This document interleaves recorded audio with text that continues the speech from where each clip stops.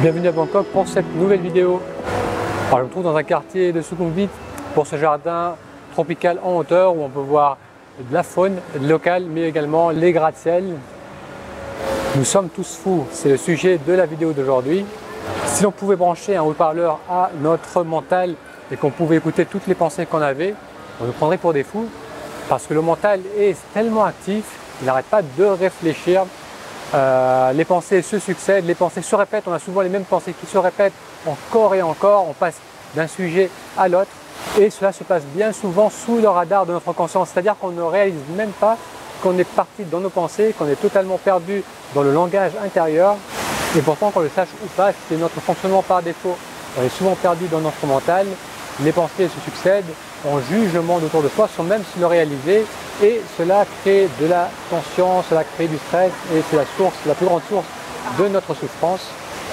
C'est la plus grande source de notre souffrance parce que sans qu'on le réalise, on est en train de se juger sans cesse, on est en train de se protéger du monde autour de soi, on essaye de voir si telle personne est bonne ou mauvaise, si cette situation va porter ses fruits ou au contraire si elle va nous faire souffrir. On est tout le temps dans la réflexion et cela crée du stress, de l'inquiétude, de la frustration, tout ce qui cause la souffrance humaine.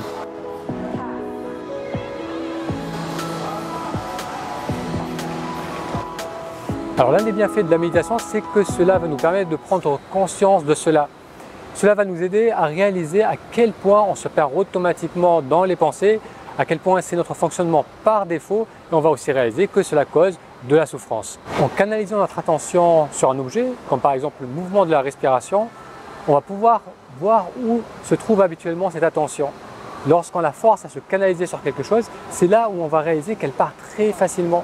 à quel point l'attention part dans les pensées. Notre attention a l'habitude de sauter d'un objet à l'autre, d'une pensée à l'autre, c'est notre fonctionnement par défaut, mais tant qu'on ne prend pas cette initiative de bloquer l'attention et de la canaliser sur quelque chose, eh bien on ne réalise pas à quel point elle part dans tous les sens et à quel point elle va s'évader dans les pensées. Puis en commençant à méditer, il va se passer quelque chose d'intéressant, c'est qu'on va réaliser qu'il est possible de garder notre attention active sans qu'il y ait de pensée. On va pouvoir ressentir par exemple le mouvement de la respiration, donc d'une manière très claire, on va sentir l'air qui glisse dans les narines par exemple, ou bien on va sentir l'expansion de l'abdomen, notre attention va être pleinement dessus, mais il n'y a pas de mots derrière cela, il n'y a pas de conceptualisation, on ne va pas qualifier l'expérience, on va juste ressentir l'expérience. L'être humain a développé la capacité de langage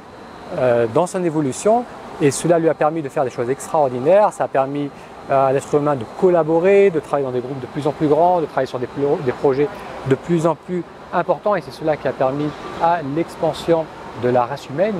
Mais le prix de cela, c'est que dès que l'enfant apprend à mettre des mots sur l'expérience, dès qu'il apprend à conceptualiser son monde,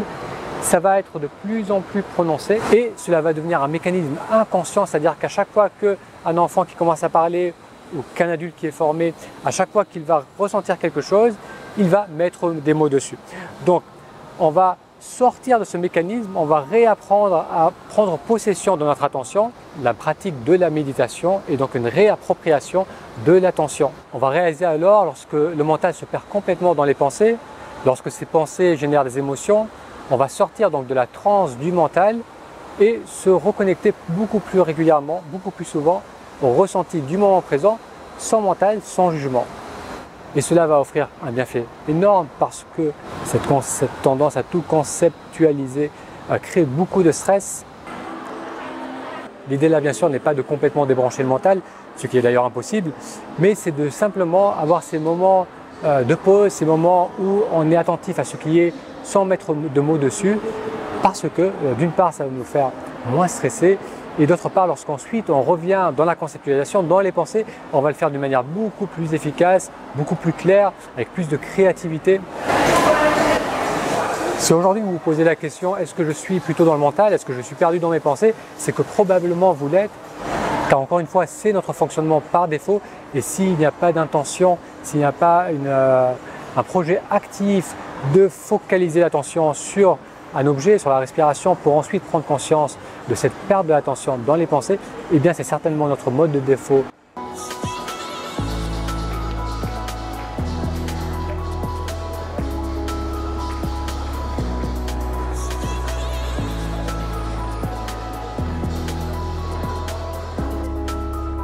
Donc tant qu'on ne prend pas conscience de cela, tant qu'on ne prend pas conscience de cette tendance à partir dans les pensées, on fonctionne un peu comme des fous sans qu'on le réalise. Et la méditation, cette habitude de canaliser l'attention, va nous permettre de sortir de cela et de fonctionner avec beaucoup plus de conscience. Si vous n'êtes pas familier avec la méditation, vous pouvez aller sur taméditation.com.